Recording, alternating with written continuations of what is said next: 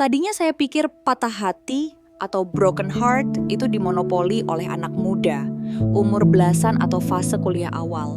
Tapi pada kenyataannya hal ini terjadi, atau benang merahnya terjadi di semua perjalanan kehidupan. Yang membedakannya hanyalah seberapa berat pembagiannya ke sisi personal dan rentetannya ke lingkungan orang yang merasakan hal tersebut. Termasuk jika orang tersebut sudah atau punya tanggung jawab, termasuk pekerjaan dan keluarga. Patah hati ini juga bisa terjadi pada usia dewasa, atau bahkan di usia yang tidak lagi muda, di mana banyak pertimbangan mulai ikut mempengaruhi di kedua sisi, baik tanggung jawab ataupun sisi diri dari orang tersebut sendiri. Berikut ini adalah cerita dari seorang teman di usianya yang mestinya sudah memasuki pernikahan. Karena satu dan lain hal, harapan tersebut pupus dan hari ini masih terus berjuang untuk mendapatkan kehidupannya kembali. Ini ceritanya. 5 tahun. Kupikir itu waktu yang cukup buat move on. Kupikir aku sudah berhasil, tapi ternyata aku cuma menipu diriku sendiri. Setiap kali aku mencoba membuka hati untuk orang baru, nama yang sama, wajah yang sama, selalu saja kembali menghantui. Ini pengakuanku tentang bagaimana aku terjebak selama 1825 hari dan masih mengharapkan dia kembali. Pura-pura sembuh. 5 tahun. 1825 hari. Waktu yang cukup buat lulus kuliah, membangun karier, bahkan keliling dunia. Dan aku memakai waktu itu buat membangun benteng pertahanan super tebal di sekeliling hatiku. Aku meyakinkan diriku dan semua orang di sekitarku kalau aku sudah sembuh. Kalau luka itu sudah jadi bekas, bukan lagi luka basah yang perih. Aku melakukan semua hal yang katanya wajib dilakukan orang patah hati. Ku buang semua barang pemberiannya. Ku hapus fotonya, ku blokir kontaknya, dan ku paksa diriku untuk nggak stalking kabarnya. Aku menyibukkan diri sampai gila. Aku ambil 2 pekerjaan sekaligus. Daftar kelas ini itu, mencoba hobi yang enggak pernah kepikiran sebelumnya. Jadwalku padat, dari pagi sampai ketemu pagi, enggak menyisakan sedikit pun ruang untuk melamun. Teman-temanku memuji, "Wah, kamu kuat banget ya." Dan aku cuman tersenyum, memainkan peranku sebagai si tegar dengan sempurna. Aku membangun kembali diriku yang sempat hilang pas bersamanya. Aku jadi diriku yang dulu lagi, mandiri, banyak teman, dan bisa tertawa lepas tanpa beban. Aku liburan, ketemu orang-orang baru, ketawa sampai sakit perut. Kalau dilihat dari luar, semuanya kelihatan sempurna. Aku ini kayak duta sukses move on deh. Kupikir, dengan melakukan semua ritual ini, aku secara ajaib sudah mengusir hantunya dari hidupku. Aku telanjur percaya pada kebohonganku sendiri. Aku percaya aku sudah baik-baik saja. Padahal, benteng yang kubangun itu ternyata cuma terbuat dari pasir, siap hancur kena ombak kenangan sekecil apapun. Tembok yang mulai retak. Keyakinanku kalau aku sudah move on mulai goyah pas aku mencoba untuk benar-benar mengenal orang yang baru lagi. Awalnya selalu terasa menjanjikan. Aku bertemu seseorang yang baik, tulus, yang menatapku dengan cara yang sudah lama gak kurasakan. Kita tertawa, berbagi cerita, dan untuk sesaat, aku merasa ada harapan. Aku mikir, mungkin kali ini beda, mungkin ini saatnya, tapi kemudian polanya selalu sama. Di tengah momen ketemuan yang seru, pikiranku terbang entah kemana. Dia tertawa, tapi telingaku malah mencari gema tawa dari masa lalu. Dia cerita soal harinya, dan aku tanpa sadar membandingkan cara bicaranya dengan cara bicara dia yang dulu. Hal-hal sepele, aroma parfum yang mirip, lagu yang tiba-tiba diputar di kafe, cara dia memegang cangkir kopi, semua jadi pemicu yang menarikku kembali. Hubungan-hubungan baru itu nggak pernah awet. Semuanya kandas bukan karena salah mereka, tapi karena salahku. Aku jadi dingin tanpa alasan. Aku menarik diri tanpa penjelasan. Aku menyabotase kebahagiaan yang ada di depan mata karena aku dihantui oleh sesuatu yang enggak nyata. Titik terendahnya adalah ketika seseorang yang benar-benar tulus padaku bertanya, "Kamu kenapa sih?" Rasanya aku nggak pernah bisa benar-benar dekat sama kamu. Ada tembok yang nggak bisa kutembus. Malam itu aku pulang dan nangis sejadi-jadinya. Bukan menangisi hubungan yang baru saja gagal, tapi menangisi kebenaran yang akhirnya menamparku. Aku sadar, aku nggak pernah benar-benar sendiri selama 5 tahun ini. Selalu ada dia, sosok tak kasat mata yang duduk di antara aku dan pasanganku yang baru. Jadi juri yang menilai setiap gerak-gerik, setiap kata, setiap tawa. Aku nggak pernah memberi kesempatan yang adil untuk siapapun, karena di hatiku, lowongan itu nggak pernah benar-benar terbuka. Aku masih terjebak, dan kesadaran itu rasanya jauh lebih sakit daripada perpisahan.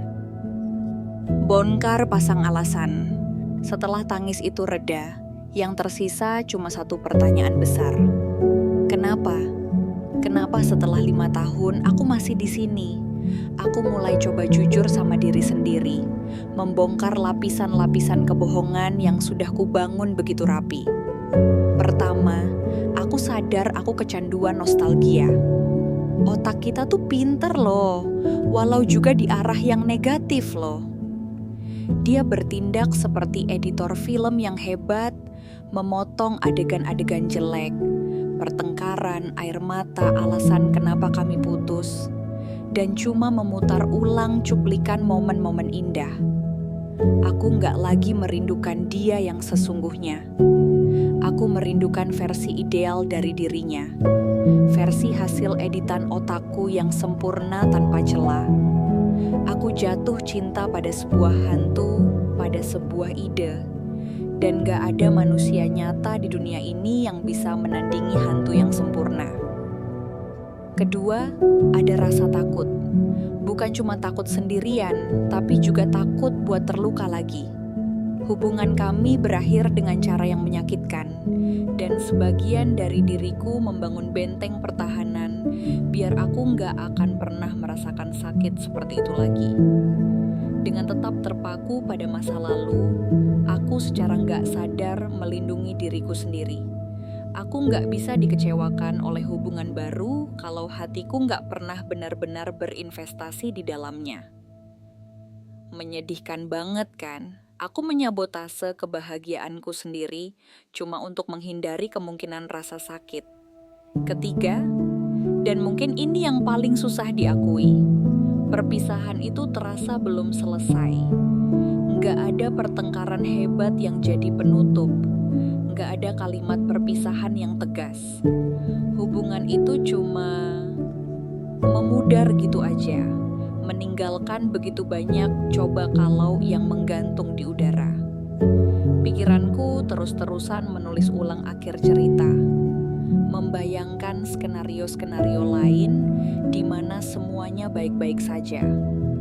Aku terjebak bukan karena aku nggak bisa melepaskan, tapi karena aku masih berharap di sudut hatiku yang paling dalam, kalau suatu hari nanti akan ada kelanjutannya.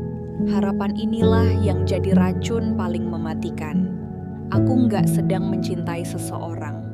Aku sedang berpegang erat pada sebuah konsep, sebuah kenangan, dan sebuah harapan palsu. Dan aku sadar, musuh terbesarku selama ini bukanlah dia, tapi pikiranku sendiri. Langkah pertama, pulang ke diri sendiri. Jadi solusinya apa? Selama ini aku mencari jawaban di luar sana. Aku browsing cara cepat move on, tips melupakan mantan, seolah-olah ada formula ajaib yang bisa menghapus semuanya dalam semalam. Tapi sekarang aku tahu, jawabannya nggak ada di luar sana. Jawabannya ada di dalam diriku, dan itu dimulai dengan satu hal, penerimaan. Ini langkah pertamaku, mengakui dengan suara lantang pada diri sendiri di depan cermin, dan sekarang kepada kalian semua. Aku belum move on deh, dan ternyata itu nggak apa-apa. Mengakui kalau aku sedih itu valid. Mengakui kalau aku merasa kehilangan itu manusiawi. Pura-pura kuat selama 5 tahun ini ternyata jauh lebih capek daripada mengakui kelemahanku. Dalam pengakuan ini ada kelegaan yang luar biasa. Beban untuk jadi sempurna, untuk jadi orang yang sudah sembuh, akhirnya terangkat dari pundakku. Proses penyembuhan yang sesungguhnya bukanlah tentang melupakan. Mungkin aku nggak akan pernah lupa. Kenangan itu adalah bagian dari diriku, bagian dari cerita yang membentukku hari ini. Penyembuhan adalah tentang mengubah caraku melihat kenangan itu. Bukan lagi sebagai luka terbuka yang perih saat disentuh, tapi sebagai bekas luka, pengingat bahwa aku pernah terluka, tapi aku selamat. Langkahku ke depan bukan lagi langkah-langkah raksasa, cukup langkah-langkah kecil. Ini tentang saat aku sadar lagi membanding-bandingkan, lalu dengan lembut bilang ke diri sendiri, stop, dia orang yang berbeda, kasih dia kesempatan. Ini tentang mengisi kekosongan, bukan dengan kesibukan atau orang baru, tapi dengan diriku sendiri. Belajar untuk benar-benar menikmati waktu sendirian, menemukan lagi siapa aku tanpa bayang-bayang siapapun. Ini bukan soal membanting pintu ke masa lalu, tapi lebih seperti membiarkan pintu itu tertutup dengan lembut, tanpa perlu dikunci dan kuncinya dibuang, menerima bahwa cerita itu memang sudah berakhir. Indah pada masanya, tapi sudah selesai. Dan sekarang ada halaman kosong di depanku yang menunggu untuk ditulis. Teori biasanya lebih mudah dari prakteknya, dan pastinya aku juga akan menghadapi kenyataan ini. Semoga aku tetap kuat dan selalu bersemangat, amin. Panggilan untuk yang senasib, walau bisa jadi tidak sepenanggungan. Perjalanan ini terasa sepi banget, tapi aku yakin aku nggak sendirian. Mungkin ada dari kamu yang lagi nonton juga merasakan hal yang sama. Terjebak dalam kenangan, berantem dengan harapan yang enggak kunjung padam. Kalau kamu merasakan hal yang sama, kamu enggak sendirian. Coba ceritakan kisahmu di kolom komentar ya. Mari kita saling menguatkan, karena terkadang tahu bahwa ada orang lain yang mengerti adalah langkah pertama menuju kesembuhan. Hari ini aku nggak akan bilang kalau aku sudah berhasil move on. Tapi aku bisa bilang sesuatu yang lebih baik. Aku akhirnya memulai perjalanan untuk benar-benar pulang, kembali kepada diriku sendiri. Perjalanan ini mungkin masih panjang, tapi untuk pertama kalinya dalam 1825 hari, aku nggak lagi berjalan mundur untuk melihat ke belakang. Aku melangkah, pelan tapi pasti ke depan. Dan untuk saat ini, itu sudah lebih dari cukup. Bersama saya Kinanti, tetap semangat.